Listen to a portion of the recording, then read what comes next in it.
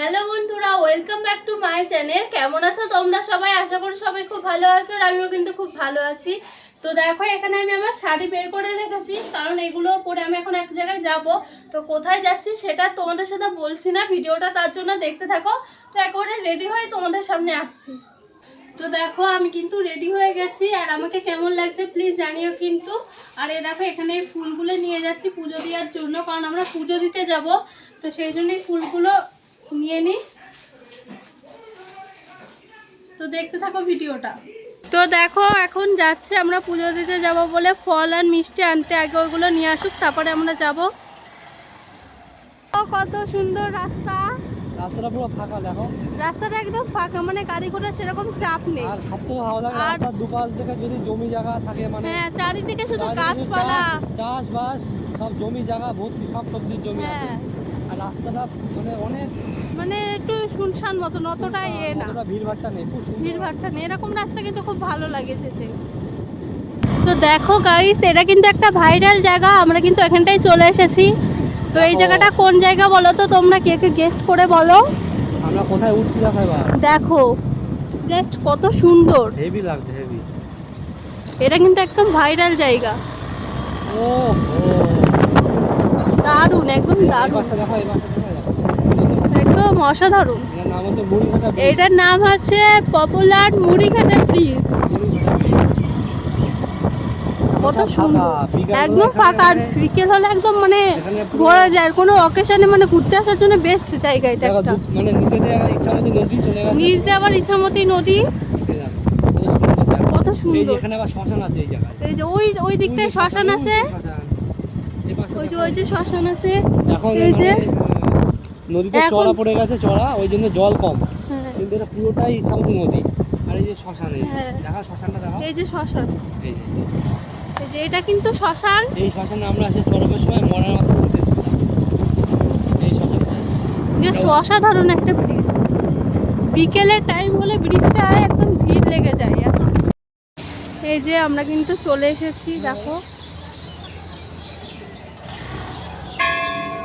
তো তারপরে কিন্তু আমি মন্দিরের ভিতরে প্রবেশ করেছিলাম, আর আজকে কিন্তু মন্দিরে প্রচুর ভিড় ছিল, প্রচুর মানুষ এসেছিলো মাকে পুজো দিতে, যেহেতু আজকের দিনটা খুবই ভালো ছিল। আর প্রচুর মানুষ কিন্তু দূর দূর থেকেও এসেছিলো, শুনছিলাম সবাই বলছিল অনেক অনেক দূর থেকে এসেছিলো। কারণ এখানে এত দূর থেকে মানুষ আসে তার একটাই কারণ, এখানকার মা না ভীষণই জাগ্রত। শুনেছি মা নাকি প্রত্যেকেরই মনস্কামনা পূর্ণ করে। আর হ্যাঁ, মা কিন্তু সত্যি আমার মনস্কামনাও পূর্ণ করেছে, তাই আমি বিশ্বাস করি মা ভীষণই জাগ্রত। তো এখানে মাকে কিন্তু দেখতে অপূর্ব সুন্দর, দেখো কত সুন্দরভাবে সাজানো রয়েছে।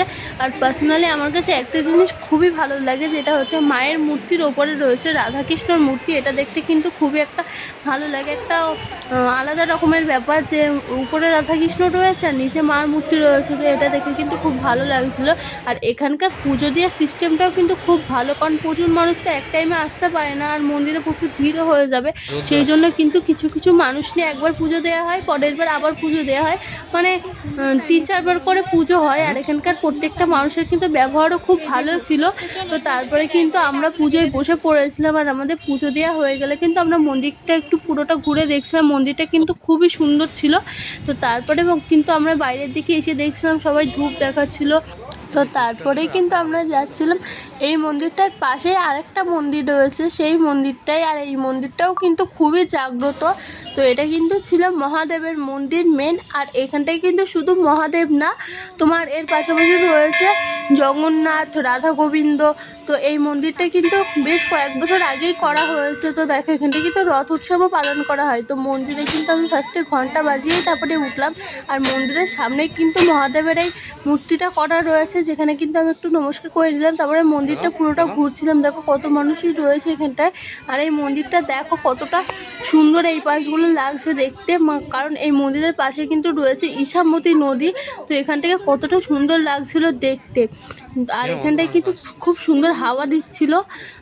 আর আজকে কিন্তু আমরা গিয়ে এখানকার যে রাধা গোবিন্দ মহাদেব আর তোমার জগন্নাথ এই ঠাকুরগুলোকে দর্শন করতে পারিনি, কারণ আমরা যেই টাইমটা গিয়েছিলাম ওই টাইমটা তোমার প্রত্যেকটা ঘরের দরজা বন্ধ করা ছিল, কারণ সেই সময় ঠাকুরকে সেবা দেওয়া হয়েছিল। ওই জন্য তো আমরা কিন্তু বাইরে থেকে এই মন্দিরটা ভালো করে ঘুরে চলে এসেছিলাম। আর এখানে বাইরে এসে কিন্তু আমি একটু ফটোশ্যুট করে নিচ্ছিলাম কয়েকটা, আর তারপরে কিন্তু আমরা মায়ের মন্দিরের দিকে চলে আসলাম। আর মন্দিরটা দেখো কতটা সুন্দর লাগছে দেখতে, এটা কিন্তু পুরো দক্ষিণেশ্বর মায়ের মন্দিরের মতন তৈরি করা রয়েছে। আর এখানটায় এসে দেখলাম যে একটা গাড়িতে পুজো করা হচ্ছে, ব্রাহ্মণ এখানটায় পুজো দিয়ে দিচ্ছিলো গাড়িতে। তারপরে কিন্তু আমরা এখানটায় এসে জল বিস্কুট খেয়ে নিচ্ছিলাম, যেহেতু সকাল থেকে উপোস করা ছিল ওই জন্য একটুখানি জল খেয়ে তারপরে বিস্কুট খাচ্ছিলাম। আর অনেকটাই বেলা হয়ে গেছিলো, প্রায় তখন বাজে 1:30 2, আর সকাল থেকে না খাওয়া ছিল, ওই জন্য তো বিস্কুট খাওয়ার পরে আমরা কিন্তু এই মন্দিরের পাশেই যে দোকানগুলো রয়েছে ওখানটায় গিয়েছিলাম। ওখানে গিয়ে কিন্তু আমরা একটুখানি পরোটা খেয়ে নিয়েছিলাম। পরোটা খাওয়ার পরে কিন্তু একটু লস্যি নিয়ে নিয়েছিলাম, সেগুলোই বসে বসে খেয়ে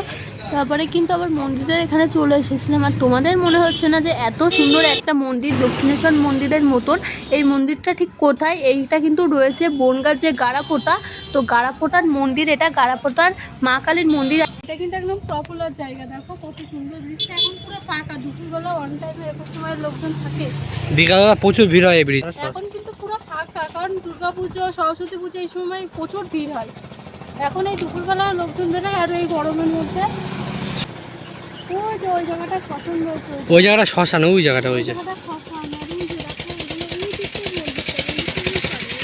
আমরা যেখানে গেছিলাম ওই দিকে ওই তো মন্দিরটা। মরিঘাটা ব্রিজের পাশে যে শ্মশান রয়েছে না, বর বলছিল ও যে বছর সন্ন্যাসী ছিল সেই বছর কিন্তু ওরা এখানটায় এসেছিল মরার মাথা নেওয়ার জন্য চড়কের সময়।